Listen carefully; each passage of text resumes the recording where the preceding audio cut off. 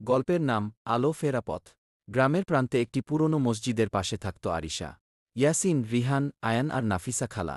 এই মসজিদটা একসময় খুব সুন্দর ছিল, কিন্তু এখন মানুষ কম আসে, আলোও জ্বলে না। একদিন আরিশা নাফিসা খালার কাছে একটি পুরনো ডায়েরি পেল। ডায়েরিতে লেখা ছিল, যে আল্লাহর উপর ভরসা করে তার পথ কখনো অন্ধকার হয় না। পরীক্ষা শুরু। সেই রাতেই হঠাৎ ঝড় উঠল। বিদ্যুৎ চলে গেল। সবাই ভয় পেয়ে গেল। আরিশার মনে প্রশ্ন জাগল, আমরা কি সত্যিই আল্লাহর উপর ভরসা করি নাকি শুধু কথায় বলি? কিন্তু ইয়াসিন শান্ত গলায় বলল, ভয় পেও না। রাসূল বলেছেন, দোয়া মুমিনের অস্ত্র।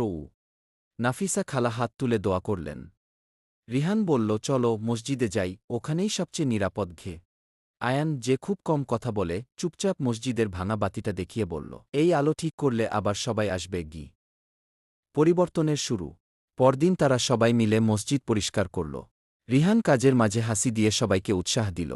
ইয়াসিন বাচ্চাদের নামাজ শেখাতে শুরু করল। আরিশা ডায়েরির কথাগুলো সবাইকে পড়ে শোনাল।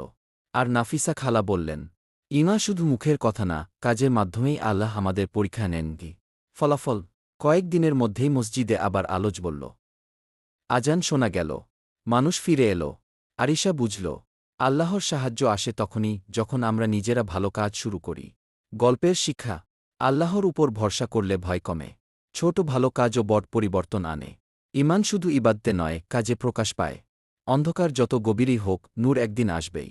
এই ভিডিওটি যদি আপনাদের ভালো লেগে থাকে তাহলে লাইক, কমেন্ট, শেয়ার ও এরকম ইন্টারেস্টিং গল্প পাওয়ার জন্য চ্যানেলটিকে সাবস্ক্রাইবই করে যাবেন।